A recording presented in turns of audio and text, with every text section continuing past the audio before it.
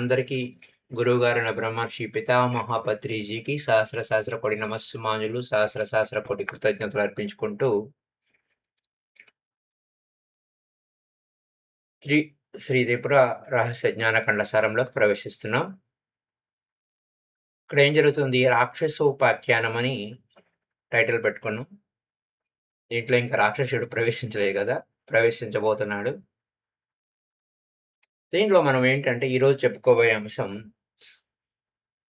మందజ్ఞానులు, మధ్యమ జ్ఞానులు, ఉత్తమ జ్ఞానులు అనే పాయింట్. అలాగే బ్రహ్మరాక్షసుడు చేతిలో చిక్కిన రాజకుమారుడిని రక్షించడం కోసం ఇద్దరు అన్నదమ్ముల్లో ఒకడు చిక్కుకుపోయాడు. అతన్ని విడిపించడం కోసం ఇంకొకడు వెళ్ళాడు.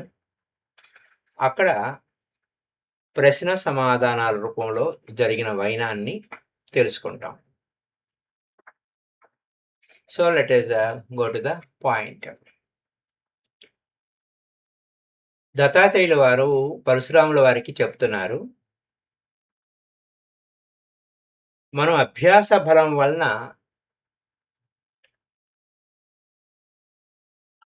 ఒక రత్న పరీక్షకుడు ఇది రత్నమా మేలైనదా కాదా అని ఎలా తెలుసుకుంటాడో, అలాగే జ్ఞానులు కూడా ఇతరులను చూడగానే వారు జ్ఞానులగునో కాదో, ఏ స్థితిలో ఉన్నారో అనే దాన్ని గుర్తిస్తారు. ఆ గుర్తింపులో మందజ్ఞానులకు ఎలా ఉంటారు అంటే దేహాభిమానం. దేహాభిమానం అంటే నేనే ఆ దేహాన్ని అనే ఆహారం అంటే ఐ యామ్ ద బాడీ అనే లెవెల్‌లో పోతూ ఉంటారు. లోక వ్యవహారము సామాన్యులకు వలె ఉంటుంది. వారికి ఉంది. కానీ జ్ఞానం మందంగా ఉంది. వారికి సమాధి సహజమై ఉండదు. వారు విచారపరాయణులై ఉన్నంత వరకు పూర్ణ చిదాత్ములై ఉంటారు. విచారమును విరమించినంతనే మరలా వారు దేహాభిమానంతో సుఖదుఖాలను అనుభవించు పశువులతో సమానంగా ఉంటారు. జ్ఞానం ఉంది. జ్ఞాన విచారణ చేస్తున్నప్పుడు ఆ యొక్క సమాధి స్థితి పొందుతారు. తర్వాత దాని నుంచి బయటకొచ్చేసిన తర్వాత మళ్ళా శతకోటి బొడిలింగంలో ఒక బొడిలింగమా అయిపోతారు. మధ్యలో అప్పుడప్పుడు వారు విచారపరులై సమాధిని పొందుచు సంసార తాపమును వీడి ఆనందం పొందుతూ ఉంటారు. స్వరూపానుసంధానము లేని, స్వస్వరూపంతో లేని, అనుసంధానము లేని సమయంలో వారి యందు సంభవించు పశుదశ కాలిపోయిన తాడు వలె వారికి బంధం కలిగింపదు. వస్త్రం యొక్క 2 అంచులను రంగులో ముంచినచో మధ్య భాగము ముంచకపోయినా దానికి కూడా ఆ రంగు తప్పక వ్యాపిస్తుంది. అట్లే వారి వ్యవహారం కూడా చిద్రూపానుసంధానం మధ్యమున పడి చిద్రూపంతో ఐక్యం పొందుతారు. అందువలన ఆ వ్యవహారం వారికి బంధనం కలిగింపదు. బంధనంలో ఉండదు, కానీ సుఖదుఖాలు అనుభవించారు. అది మందజ్ఞానుల యొక్క పరిస్థితి. మధ్య జ్ఞానులకు దేహ సంయోగమే ఉండదు. దేహమే ఆత్మ అనుభావమే దేహ సంయోగం అంటారు. అంటే మనం శివగీతలో చెప్పాం, అహం ఆత్మాస్మి అంటే ఆత్మ, అంతరాత్మ, పరమాత్మ ఇట్లా చెప్పుకుంటూ ఉంటాం 3 పాయింట్లలో అక్కడ శివగీతలో. ఆత్మ అహమాత్మ అంటే ఆత్మ అంటే ఆ ఆత్మ అంటే ఏమిటి? అంతరాత్మ అంటే ఏమిటి? పరమాత్మ అంటే ఏమిటి? అంటే ఇక్కడ పాయింట్ దేహమే నేను అనుకోవటం, దేహమే ఆత్మ అనుభవమే పాయింట్. దేహ సంయోగం మొట్టమొదటి. అది మధ్యమ జ్ఞానులకు ఉండదు. అభ్యాసం యొక్క అతిశయం వలన వారికి మనసు ఎప్పుడూ స్వరూపమునందే లీనమై ఉంటుంది. స్వస్వరూపంతో లీనమై ఉంటుంది. ఇందాక మనం ఆనాపాన పవర్ దాంట్లో ఏం చెప్పుకున్నాం? మనసు పూర్తిగా డ్రాప్ అయిపోయింది. స్వస్వరూపంలో ఉండిపోయింది. వారికి దేహ పోషణ కూడా నిద్రయందు వలె జరుగుచుండును.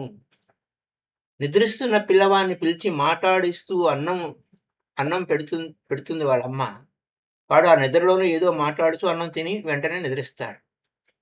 వానికి మధ్యలో జరిగినది ఏది గుర్తుండదు. అంటే ఉదాహరణ చెప్తున్నారు ఆయన దత్తాత్రేయుల వారు.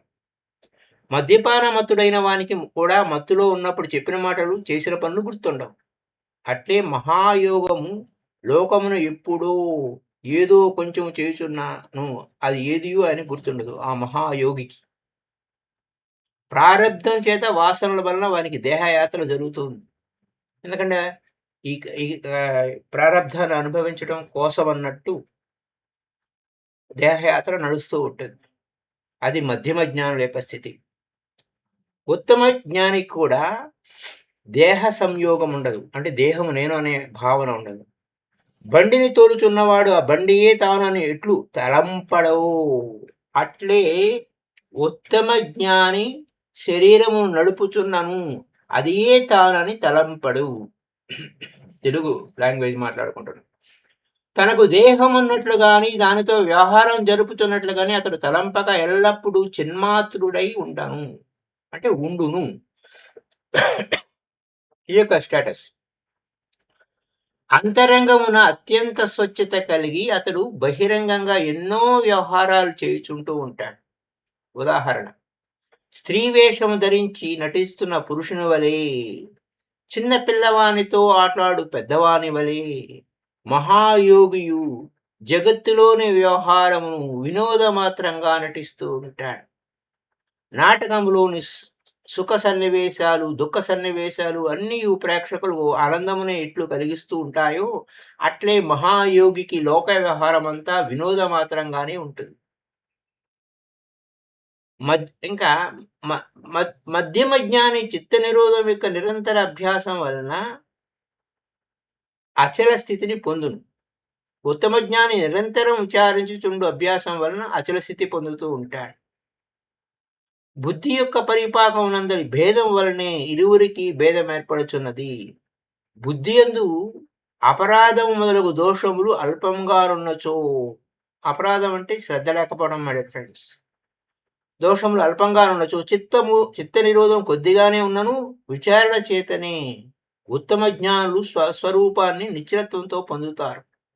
అట్లుగాక బుద్ధి యందు అపరాధము మొదలగు దోషములు అధికంగా ఉంటే చిత్త నిరోధం యొక్క అభ్యాసం అధికంగా చేసి మధ్యమ జ్ఞాని నిశ్చల స్థితి పొందుతాడు. చిత్త నిరోధం అంటే ఏంటో తెలుసు మనకు. చిత్తం ఎలా నిరోధించాలి ఈ విషయమును ఇద్దరు జ్ఞానులు జరిగిన సంవాదము, ఇద్దరు జ్ఞానులు ఇక్కడ ఈ విషయంలో ఇద్దరు జ్ఞానులకు జరిగిన సంవాదం చెప్తాను మీరు. రైట్, ఇప్పుడు మనం కథలోకి ప్రవేశిస్తాం. పూర్వము విపాశా నదీ తీరమున అమృత నగరమునందు రత్నాంగుదుడు అను రాజు ఉండెను. అతనికి రుక్మాంగదుడు, హేమాంగదుడు అను కుమారులుండెని. రుక్మాంగదుడు శాస్త్ర పారంగతుడయ్యను. హేమాంగుడు ఉత్తమ జ్ఞాని అయ్యాడు. చూడండి, ఒకడు శాస్త్రంలో నిష్ణాతుడయ్యాడు, ఇంకొకడు కేవలం ఉత్తమ జ్ఞాని అయ్యాడు. ఏంటో చూద్దాం వారి మధ్య వ్యవహారం. వారు ఒకనాడు సైన్యముతో వసంత ఋతువునందు వేటకై అడవిలోకి పోయారు. అచట అనేక మృగములు వేటాడి అలసిపోయి ఒక మడుగు వద్దకు చేరారు. ఆ మడుగు ఆవరి ఒడ్డున ఒక మర్రి చెట్టు మీద బ్రహ్మరాక్షసుడు ఉన్నాడు. అతడు సకల శాస్త్రముల యొక్క సారాలు ఎరింగినవాడు, సకల శాస్త్రముల యొక్క సారాంశం ఎసెన్స్ ఎరింగినవాడు. అందువలన అతడు విద్వాంసులతో వాదము చేయుచు వారిని ఓడిపోయిన వారిని భక్షిస్తాడు. ఇలా చాలా కాలం జరుగుతూ రుక్మాంగదుడు చారుల వలన ఈ వృత్తాంతం విని ఉన్నాడు. అయితే అంటే అక్కడ వెళ్తున్న ప్లేస్ ఎలాంటిది, ఏమిటి, ఎలా అనేది ముందు ఇంటెలిజెన్స్ రిపోర్ట్ తీసుకున్నట్టుగా ఆ చారులు యొక్క రిపోర్టు ఆయన తెలుసుకున్నాడు. అందువలన అతడు కుతూహలండై కలవాడి తమ్ముడితో కూడి ఆ చెట్టు దగ్గరికి పోయి ఆ బ్రహ్మరాక్షసునితో వాదం ప్రారంభించాడు. బ్రహ్మరాక్షసుడు రుక్మాంగుదుని ఓడించి పట్టుకున్నాడు. అప్పుడు హేమాంగుడు ఎలాంటి వాడు? ఉత్తమ జ్ఞాని కదా. ఆ రాక్షసునితో ఇట్లా అన్నాడు, ఇతనిని నువ్వు భక్షించుట తగదు. నన్ను జయింపక నువ్వు మా అన్నను జయించినట్లు కాదు. కావున నన్ను జయించి మా ఇద్దరిని కూడా నువ్వు తినవచ్చు అని భక్షించవచ్చు అన్నాడు. బ్రహ్మరాక్షసుడు ఇట్లా అన్నాడు, నాకు చిరకాలమునకు ఆహారము లభించింది. అంటే చాలా కాలమైంది నేను భోజనం చేయక. ఆకలిగా ఉన్నాను. ఆకలి నన్ను బాధిస్తుంది. ముందు వీడిని తిన్న తర్వాత నీ సంగతి చూస్తాను అన్నాడు. అప్పుడు నిన్ను అంటే మొట్టమొదట ఇతన్ని తిన్న తర్వాత నిన్ను ఓడించి అప్పుడు నేను తింటానన్నాడు. ఒకప్పటికి అంటే ఒకప్పుడు ఇచ్చటికి వశిష్ఠుడు యొక్క శిష్యుడు దేవరతుండు రాగా వారిని భక్షించాను. వశిష్ఠుడు కోపించి, ఇక నువ్వు మనుష్యుని భక్షించినచో నీ ముఖము దగ్ధమగునని శపించాడు. నేను మిగులు ప్రార్థింపగా ఆయన కరుణించి వాదమునందు జయింపబడిన వారిని భక్షించవచ్చు అన్నాడు అని వరం ఇచ్చాడు. అప్పటి నుండి ఇక్కడ ఓడిన వారిని భక్షిస్తున్నాను. చాలా కాలానికి ఇప్పటికి శ్రేష్టమైన ఆహారం లభించింది. కావున వీరిని భుజించి పిదప నీతో వాదింతును అన్నాడు. ఇట్లు చెప్పి బ్రహ్మరాక్షసుడు రుక్మాంగదుని భూజింపబూన హేమాంగదుడు, నీకు కావలసింది ఏ పదార్థమైనా అడుగు, అది తెచ్చి మా అన్నను ఇడిపించుకుంటాను అని మిక్కులు ప్రార్థించాడు. బ్రహ్మరాక్షసుడు వీనికి ప్రత్యామ్నాయంగా నాకు కావలసిన వస్తువు ఏదీ లేదు, సరైన సమయమున లభించి ప్రాణముల వలె ప్రియమైన ఆహారము ఎవడైనా వదులుకుంటాడా? అయినను ఒక ఒప్పందం చేస్తున్నాను. నా మనసు నందు కొన్ని ప్రశ్నలున్నాయి. వానికి నువ్వు సమాధానములు చెప్పినచో మీ అన్నను వదిలిపెడుదును అని పలికాడు. అట్లయినచో అడుగు అన్నాడు హేమాంగుదుడు. అంతటా బ్రహ్మరాక్షసుడు గూఢమైన ప్రశ్నలు అడుగుచుండగా హేమాంగదుడు ఇట్లు సమాధానాలు చెబుతున్నాడు. రైట్. ప్రశ్న ఏమిటి? ఆకాశం కన్నా విశాలమైనది, ఆకాశం కన్నా విశాలమైనది, పరమాణువుల కన్నా సూక్ష్మమైనది ఏది? అది ఏ రూపంతో ఎచ్చట ఉంది? ఒక ప్రశ్నని 3 పాయింట్లు అడిగాడు. సమాధానం: చైతన్యము ఆకాశం కన్నా విశాలము. కాన్షియస్నెస్ అంటారు ఇంగ్లీష్లో.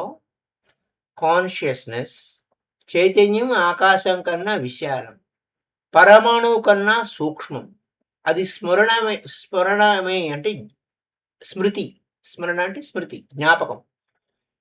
స్మరణ రూపంగా ఆత్మయందున్నది.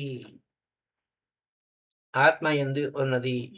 ఇక్కడ చూడండి, ఆత్మ అనే పదం, ఆత్మ అన్న, కాన్షియస్నెస్ అన్న, లేదా సూక్ష్మంగా స్మరణ రూపంలో ఉన్నదన్న, ఇదంతా ఒకటే పదాలు.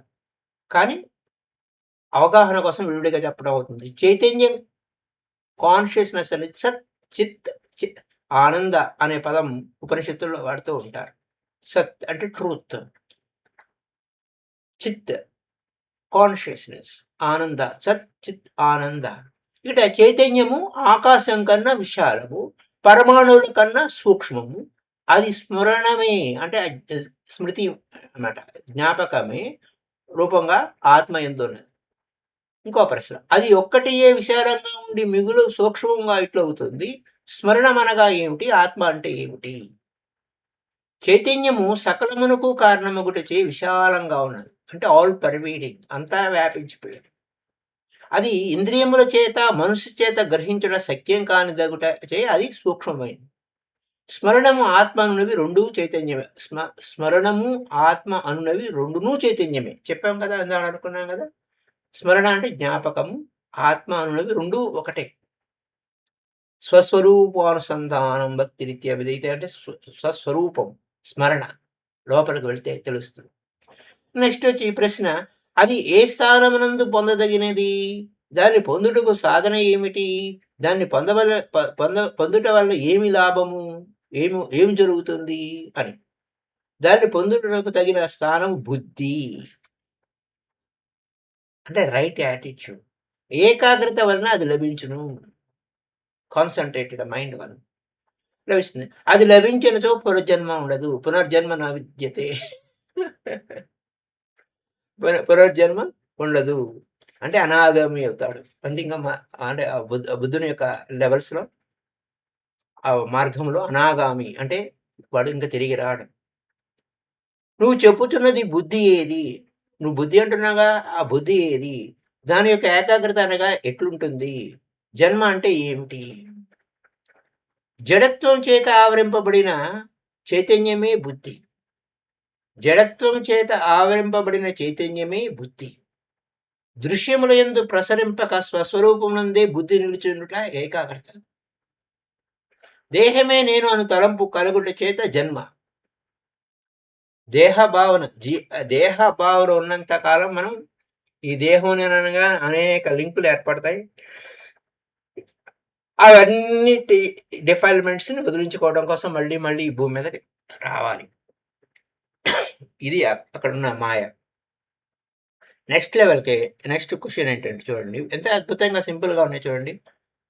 జడత్వము చేత ఆవరింపబడిన చైతన్యమే బుద్ధి. జడత్వం చేత ఆవరింపబడిన చైతన్యమే బుద్ధి. అంటే జడత్వం అంటే ఏంటి? లేజినెస్.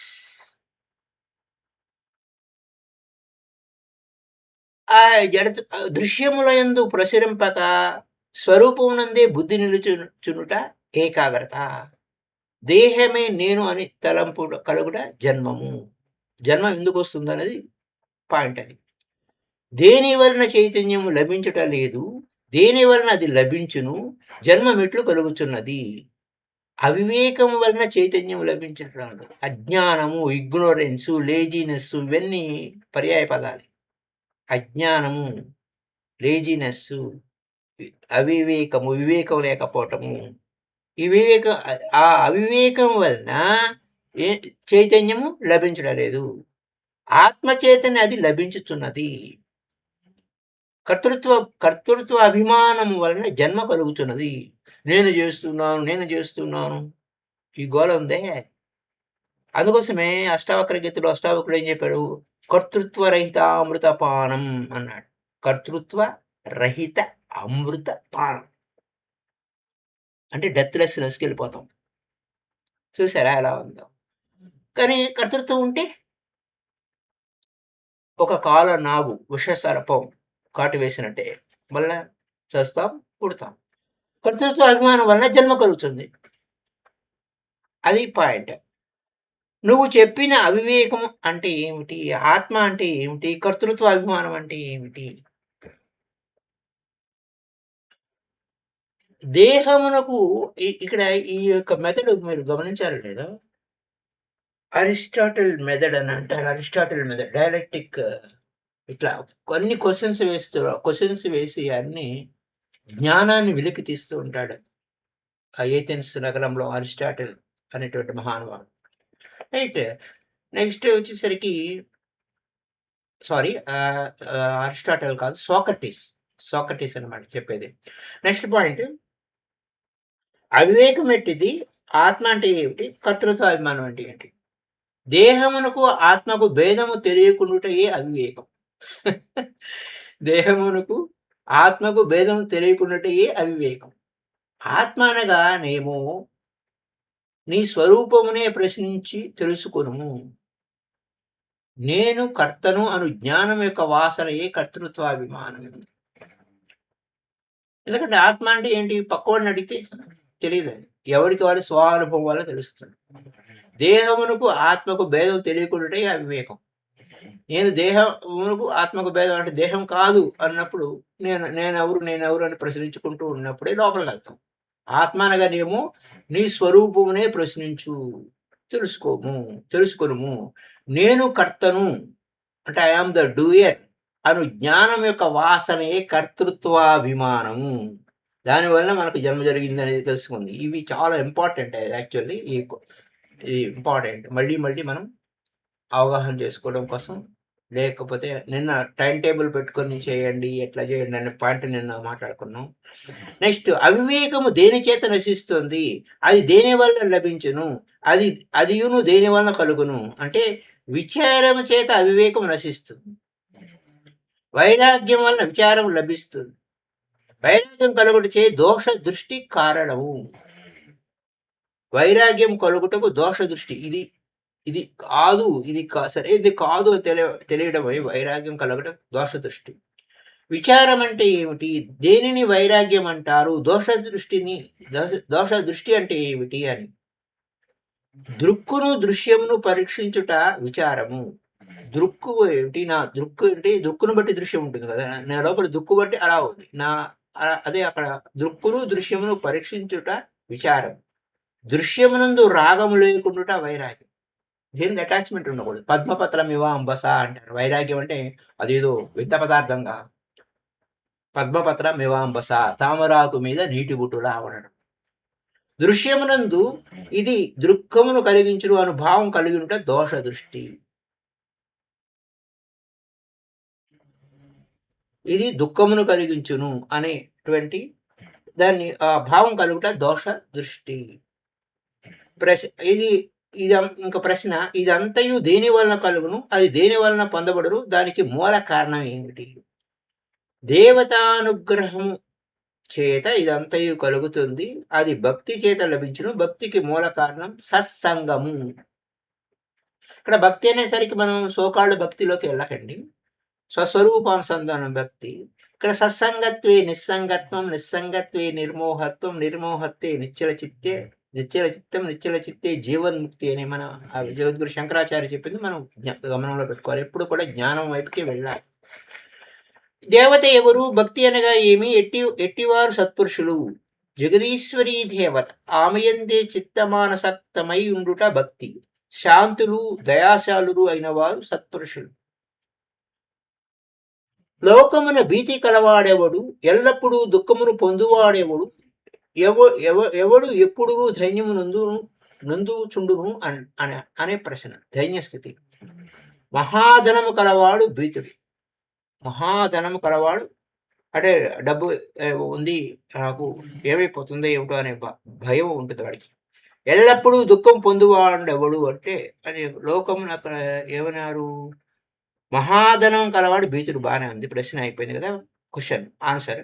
పెద్ద కుటుంబం కలవాడు దుఃఖం పొందుతూ ఉంటాడు. ఆశాగ్రస్తుడు ఎల్లప్పుడూ దీనుడు. ఆశాగ్రస్తుడు. భయం లేనివాడెవడు? దుఃఖం లేనివాడెవడు? ధైర్యం లేనివాడెవడు అన్నప్పుడు ఇక్కడ ఏమిటి? సంగరహితునకు భయం ఉండదు. నిస్సంగత్వం అనగా సత్సంగత్వే నిస్సంగత్వం అన్నాం కదా. సంగరహితునకు భయం ఉండదు. మనసును జయించిన వానికి దుఃఖము కలగదు. తెలిసి కొనవలసిన దానిని ఎవ్వడు తెలుసుకొని ఉండును వానికి ధైర్యం ఉండదు. ఏది తెలుసుకోవాలో తెలుసుకుంటే చాలు, ఇంకా దేనికి బాధ దిగులు ఉండదు. గుర్తించుటకు వీలు కాని వాడెవడు? దేహం కలవాడయుండి ఎవడు దేహ విదేహుడు? నిష్క్రియుడై ఉన్న వానికి ఎట్టి క్రియ ఉండును అనే పాయింట్.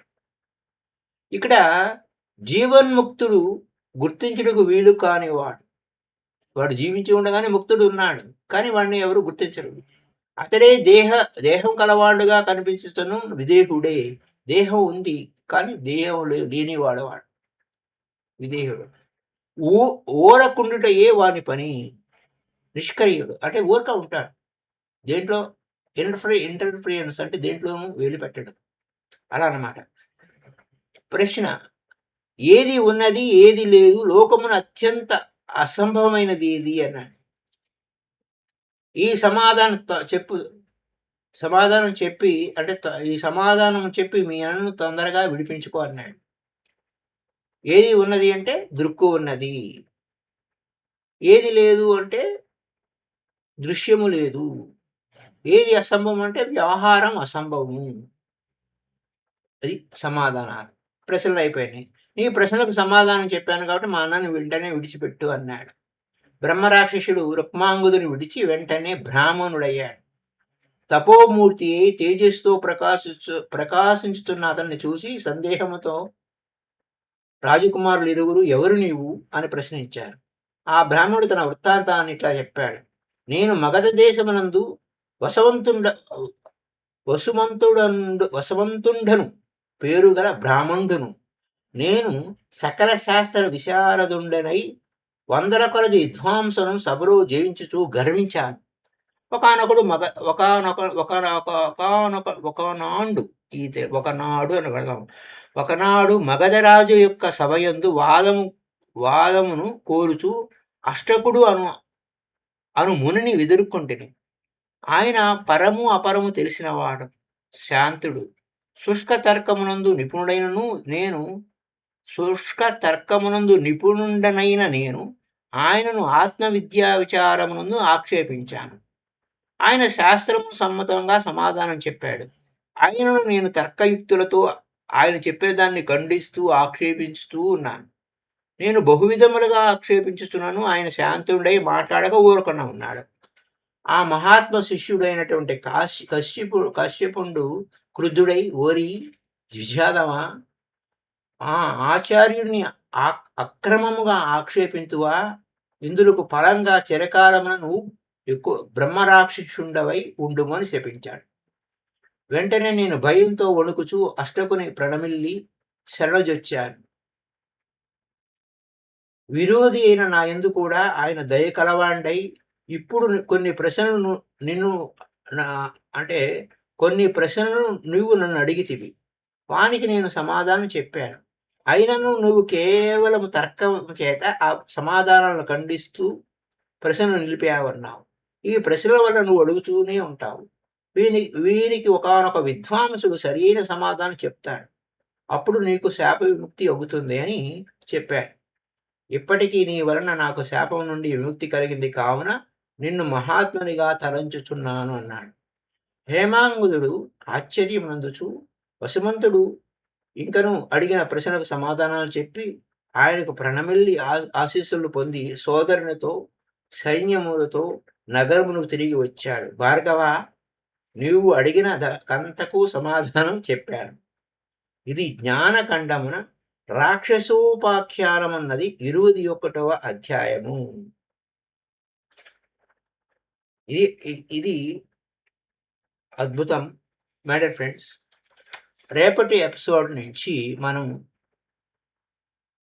శాస్త్రార్థ సంగ్రహము అని 22వ అధ్యాయము.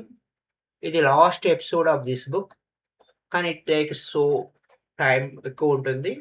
కానీ మనం కొద్దిగా చెప్పుకుంటూ శాస్త్రార్థ సంగ్రహాన్ని అంటే essence of the entire book గురించి, మళ్ళా భార్గవరాముడు దత్తాత్రేయుడు వారి మధ్య జరిగిన సంభాషణ అంతా ఉంటుంది.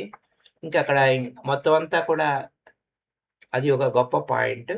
లాస్ట్లో బాలప్రియ వ్యాఖ్య ఉంటుంది. Thank you masters. Happy day to you all. So మీ యొక్క అభిప్రాయాలు కామెంట్స్ రూపంలో తెలియజేయచ్చు.